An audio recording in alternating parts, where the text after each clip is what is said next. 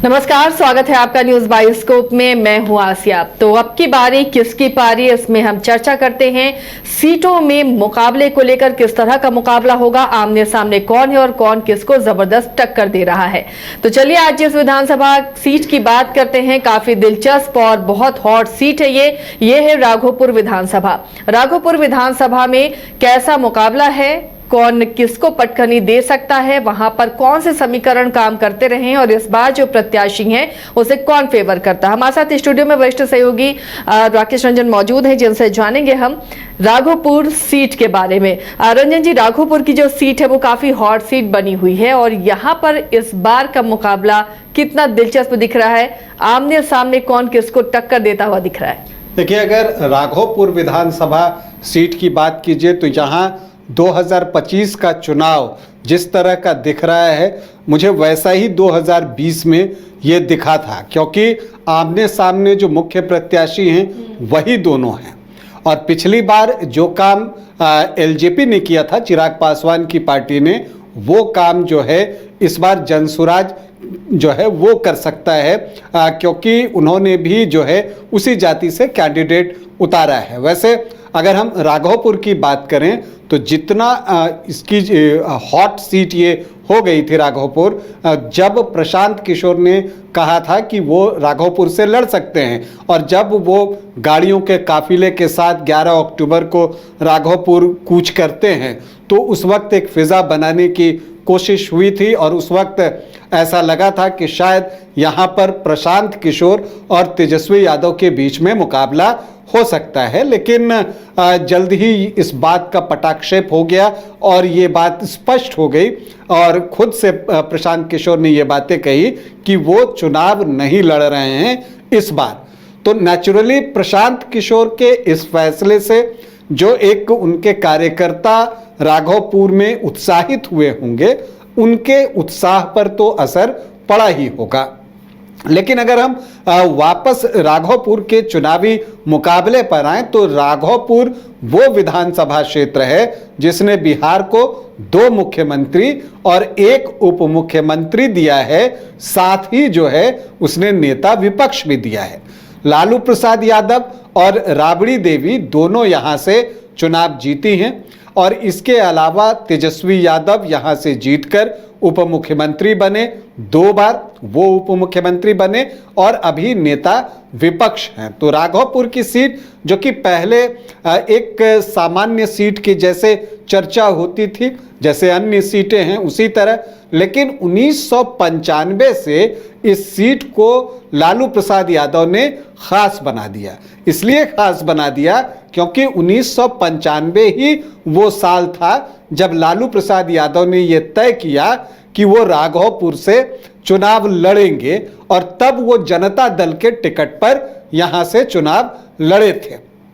जब आगे चलकर आप देखिएगा कि 1998 में जब बाई इलेक्शन हुआ, तब यहां से आरजेडी को पहली बार कामयाबी मिली थी और तब राजगीर चौधरी जो हैं वो आरजेडी के प्रत्याशी थे और वो यहां से विधायक चुने गए थे। तो 1995 से लेकर 2020 तक कुल 9 चुनाव हुए हैं। इन 9 चुनावों में 7 बार लालू परिवार के सदस्य ही चुनाव जीतते रहे हैं, जिसमें कि राबड़ी देवी हैं, वो 3 बार चुनाव जीती। लालू प्रसाद यादव यहां से 2 बार चुनाव जीते और तेजस्वी यादव भी यहां से 2 बार चुनाव जीते। तो 9 में से 7 बार, आखिरी 9 में से 7 बार जो है वो लालू परिवार के सदस्य ही यहां का प्रतिनिधित्व करते हुए दिख रहे हैं। सिर्फ 2 बार, एक तो 1998 बाई इलेक्शन में राजगीर चौधरी और फिर जो है 2010 में सतीश कुमार यादव ने एक बड़ा उलटफेर किया था और जहां पर लालू परिवार को इतना प्यार मिला है, यहां पर जो है उन्होंने राबड़ी देवी को शिकस्त दे दी थी 2010 में। तो ये सीट बहुत खास है। शुरुआत में जो है यहाँ पर कांग्रेस चुनाव जीती है, लेकिन यहाँ पर सोशलिस्टों का ही दबदबा आपको दिखेगा। और अगर आप देखिए तो यहाँ पर जब आप देखिएगा तो 3 बार कांग्रेस और 1 बार भारतीय जनसंघ को जीत मिली है। बाकी 15 बार जो है सोशलिस्ट पार्टियां ही चुनाव जीती हैं। जब सतीश कुमार यादव ने राबड़ी देवी को पराजित किया था 2010 में, तब वो जेडीयू के प्रत्याशी थे। 2015 में उन्होंने बीजेपी ज्वाइन किया और फिर 2015 और 20 में वो बीजेपी के टिकट पर लड़े। हालांकि दोनों ही बार उनको हार का सामना करना पड़ा। अब यहां पर जो एक तीसरा कोण बन रहा है, यहां तेजस्वी यादव के ठीक सामने सतीश कुमार यादव हैं, मुख्य मुकाबला इन दोनों के बीच में, लेकिन एक तीसरा कोण भी खुलता हुआ दिख रहा है और यहां से चंचल सिंह जो है वो जन सुराज के प्रत्याशी होंगे। देखिए, जब आप राघोपुर विधानसभा की बात करती हैं तो यहां पर आपको दिखेगा कि यादव वोटर्स की संख्या बहुत अच्छी है, जो अनुसूचित जाति के वोटर्स हैं उनकी संख्या अच्छी है और जो राजपूत वोटर्स हैं उनकी संख्या भी बहुत अच्छी है। तो यहां पर जो मुख्य मुकाबला होता है वहां पर आपको दो यादव कैंडिडेट ही आमने सामने होते हैं अक्सर। जैसे इस बार भी आपको तेजस्वी यादव होंगे और उनके सामने सतीश कुमार होंगे। यही चीज 2020 में भी था, तेजस्वी यादव के सामने सतीश कुमार। और जो एक तीसरा कोण खुला यहां पर 2020 में, तब चिराग पासवान ने राजपूत जाति से कैंडिडेट उतारा था राकेश रोशन को और उन्होंने जो है 24,947 वोट लाए थे, मतलब लगभग 25,000 वोट। अब इस बार जो है राकेश रोशन तो नहीं है, लेकिन चंचल सिंह जन सुराज के टिकट पर चुनाव लड़ रहे हैं, वो भी राजपूत जाति से ही आते हैं। अब जो राघोपुर का चुनाव होगा वहां इस बात पर जो है बहुत कुछ निर्भर करेगा कि चंचल सिंह कितने राजपूत वोटों को अपनी तरफ कर पाते हैं। क्या राकेश रोशन ने जिस तरह से वोट लाए थे उसी तरह से वो भी वोट लेकर आएंगे या फिर उससे कम या उससे ज्यादा, ये बड़ा सवाल है। क्योंकि ये आप मान कर चलिए कि चंचल सिंह के स्कूल बैग में जितना ज्यादा वोट गिरेगा, सतीश कुमार की परेशानी उतनी बढ़ती हुई चली जाएगी। तो जन सुराज के प्रदर्शन पर बहुत कुछ निर्भर करेगा। हालांकि तेजस्वी यादव का अपना जो वोट है 2020 में आप देखिए तो 49.49% वोट उनको आए थे और एक बार जब आप 48% क्रॉस कर जाते हैं तो फिर आपके जीतने की ही संभावना जो है वो रह जाती है, हारने की संभावना ऑलमोस्ट खत्म हो जाती है। और ये मैं देख रहा हूं कि जब भी एक जो जीतने का जो मत प्रतिशत है राघोपुर में, वो बार 48% पर आकर टिका हुआ है। जिसने 48% वोट ले आए जीत उसकी। 2010 में सतीश कुमार ने बड़ा उलटफेर किया था और राबड़ी देवी को शिकस्त दी थी। तो उस समय सतीश कुमार को कितना वोट आया? 48.06%। फिर आप 2015 में देखिए, तेजस्वी यादव यहां से चुनाव जीतते हैं तो उनको कितना प्रतिशत वोट आया? 49.15%। तो 48% से ज्यादा। और फिर 2020 में देखिए तो तेजस्वी यादव को 49.25% वोट आए, 48.74%। तो जो लक्ष्य है दोनों ही प्रत्याशियों का या जनसुराज के प्रत्याशी का, जिसको भी जीतना है, वो जो एक लकी परसेंटेज का मार्क्स मुझे दिख रहा है पिछले 3 चुनाव से, वो 48% है। तो जिसने 48% वोट ले आए उसके जीतने की संभावना बढ़ जाती है। अब आप उससे जितना आगे जाएं, तो सतीश कुमार के सामने जो चुनौती है, एक तो सामने तेजस्वी यादव है, वो बहुत बड़ी चुनौती है, नेता प्रतिपक्ष हैं, भावी मुख्यमंत्री उन्होंने खुद को कहा है, घोषित भी कर रखा है। तो ऐसे में वो एक बड़ी चुनौती है और जब आप अपने आप को भावी मुख्यमंत्री घोषित कर देते हैं तो बहुत सारे लोग तो इस वजह से भी वोट करते हैं कि ये जीत गए तो मुख्यमंत्री भी बन सकते हैं, तो उस वजह से भी आपको वोट मिलता है। तो ये तो एक बड़ा चैलेंज सतीश कुमार के सामने है ही। उनके सामने जो दूसरी चुनौती है वो जनसुराज की है कि वो जनसुराज की तरफ, मतलब कि चंचल सिंह की तरफ कितना राजपूत वोटर्स को कम जाने देते हैं, ये उनके लिए बड़ी चुनौती है। क्योंकि जैसा मैंने आपको कहा कि चंचल सिंह के स्कूल बैग में जितना ज्यादा वोट गिरेगा, सतीश कुमार के लिए परेशानी उतनी बढ़ती चली जाएगी। इसलिए यहां पर एक दोहरी चुनौती जो है वो सतीश कुमार के सामने है। हालांकि यहां पर देखिए बीजेपी भी पूरा जोर लगाने जा रही है। नित्यानंद राय यहाँ पर लगातार संपर्क में हैं, वो नॉमिनेशन के वक्त भी गए थे और वो वहाँ पर रहेंगे, ये मानकर चलिए। वो भी यादवों के जो हैं वो नेता हैं, बड़े नेता हैं और सामने तेजस्वी यादव हैं, तो मुकाबला इसलिए यहाँ का दिलचस्प होगा। यहाँ के जातीय समीकरण को अगर हम देखें तो यहाँ पर जो यादव वोटर्स हैं वो 31 से 32% हैं। तो अगर ये एक तरफ पड़ जाए तो फैसला ऑलमोस्ट हो जाता है। साथ में जो मुस्लिम हैं वो 3.3% है। तो 34.5 से 35.5% MOI का इक्वेशन जो है वो बनता है। जो SC वोटर्स हैं अनुसूचित जाति के वो 18.5% है, 18.56%।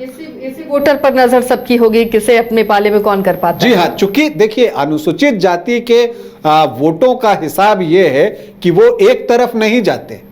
पासवान वोटर्स अपने लिहाज से वोट करते हैं, जो उनको पसंद होता है उनका अलग पार्टी की तरफ रुझान जो है ज्यादातर पासवान वोटर्स का दिखता है। जो रविदास हैं वो आमतौर पर दूसरी तरफ जाते हुए दिखते हैं। तो जो चंक है अनुसूचित जाति में अलग अलग वर्ग का जो है वो अपने अनुसार अपनी पसंद की पार्टी को वोट करते हैं। तो इसीलिए इसमें से बड़ा हिस्सा निकालने की बात होती है। राजपूत 18 से 20% हैं और ब्राह्मण 1.5 से 2%। तो सामान्य जाति भी 21-22% के आसपास यहां पर है। लवकुश के वोट 4 से 5% हैं और वैश्य 10 से 11% हैं। तो जो एनडीए के परंपरागत वोटर्स हैं वो आंकड़ा आपको 36-37% के आसपास दिखेगा। और यही वोट जो है आमतौर पर आपको दिखता है। 2015 में सतीश कुमार को यही 37% वोट आया था और 2020 में वो कम हो गया था 30% से थोड़ा सा, क्योंकि तब राकेश रोशन ने राजपूत वोटों में बड़ी सेंधमारी की थी। तो इस बार चंचल सिंह राजपूत वोटरों में कितनी सेंधमारी करते हैं इस पर बहुत कुछ निर्भर करेगा, क्योंकि यहां अदर ओबीसी ईबीसी भी 10 से 11% हैं। और जब आपके सामने कोई बड़ा नेता होता है राज्य का तो कई लोग जो होते हैं जो उस विचारधारा को मानते हो न मानते हो वो भी इसलिए वोट करते हैं कि इनके जीतने से क्षेत्र को फायदा हो सकता है। इसका भी एक एडवांटेज जो है वो तेजस्वी यादव के पास है। तो अगर राघोपुर में कुल मिलाकर देखिए तो कड़ा से ज्यादा एक दिलचस्प मुकाबला है। और दिलचस्प इसलिए है कि यहां जनसुराज के प्रदर्शन से सतीश कुमार के प्रदर्शन पर असर पड़ने जा रहा है, क्योंकि जो तेजस्वी यादव के वोट हैं वो उनके पास इंटैक्ट है। तो अब उधर से यादव वोटों में कितनी बड़ी सेंधमारी सतीश कुमार कर पाते हैं ये भी एक जो है चीज होगी जो कि यहां का परिणाम तय करने जा रही है। तो इसीलिए राघोपुर में एक दिलचस्प मुकाबला तेजस्वी यादव और सतीश कुमार के बीच में, जहां जनसुराज की भूमिका भी महत्वपूर्ण होने जा रही है। तो देखिए राघोपुर का ये दिलचस्प मुकाबला बनता हुआ नजर आ रहा है ट्रायंगुलर फाइट के बीच में। लेकिन जो जातीय समीकरण है, किसे वो सपोर्ट करते हैं और किसके पाले में जाते हैं, इस पर हमारी नजर बनी रहेगी कि इस त्रिकोणीय मुकाबले में कौन किसे हराता है, कौन बाजी मारता है। आप तक वो खबर पहुंचाते रहेंगे। अब शुद्धता के साथ स्वाद भी। समृद्धि स्वीट्स एंड रेस्टोरेंट, यहाँ मिलेगी शुद्ध देसी घी से बनी मिठाइयाँ। मल्टी कुजिन रेस्टोरेंट में उठाइए परिवार और दोस्तों के साथ लजीज व्यंजन का लुत्फ। केक, पेस्ट्रीज और बेकरी आइटम्स भी हैं लाजवाब। रांची के हरमू रोड में मिलेगा आपको शुद्धता के साथ स्वाद। तो देर किस बात की, आइए समृद्धि स्वीट्स एंड रेस्टोरेंट। मिठास भी शुद्ध और स्वाद भी यादगार। अरे कहाँ चले सुबह सुबह? अरे चिंटू इंजीनियर, घर बन रहा है ना, TMT रिबार लेना है। कौन सा? कोई भी सस्ता वाला। और नया फोन? हाँ। ये कैसे लिया? ये ये स्टोरेज, कैमरा, डिस्प्ले सब चेक करके लिया है। अच्छा, तो फोन के लिए इतना रिसर्च और घर के लिए? मतलब टाटा स्टील आशियाना पे रिसर्च करोगे तभी पता चलेगा कि टाटा टिस्कॉन 550 SD में है बेहतर ताकत और लचक, जो आपके घर को दे सुरक्षा के साथ सेविंग्स भी। क्या हुआ? पहले रिसर्च करनी है ना। टाटा टिस्कॉन 550 SD, समझदार बने, बेहतर चुने। शहर की भीड़ से बोर हो गए हो? तो चलिए आज नए वाइब में आपको लेके चलते हैं, जिसका नाम है वैदिक विलेज। एम्स पटना से 10 मिनट की दूरी पर नौबतपुर में स्थित ये सोसाइटी सिर्फ आपके लिए है। यहाँ पे मेन रोड 30 फीट की है, रिंग रोड 24 फीट की है और ब्रांच रोड 20 फीट की है। यहाँ मिलेगा आपको स्विमिंग पूल, जॉगिंग ट्रैक, मंदिर और 24/7 सिक्योरिटी कैमरा जैसी बेसिक एमिनिटीज। शांति और सुकून से भरा प्लॉट चाहिए तो सोचना बंद करो, अभी कॉल करो नीचे दिए हुए नंबर पे। घर रहने का मकान भर नहीं, ये खुशियों की तिजोरी है। दरवाजे पर दस्तक देता पड़ोस, खिड़कियों से उमड़ आता आसमां, तारों में उलझी ऐसी ना जाने कितनी दास्तां। कहती हैं चले डायमंड सिटी, एक सफर हम सफर के साथ अपने घर तक। Diamond city, life long bonding, 500 से ज्यादा खुशहाल डायमंड परिवार। जल्दी करें, सिर्फ 200 फ्लैट बाकी। आज ही बुक करें अपना आशियाना।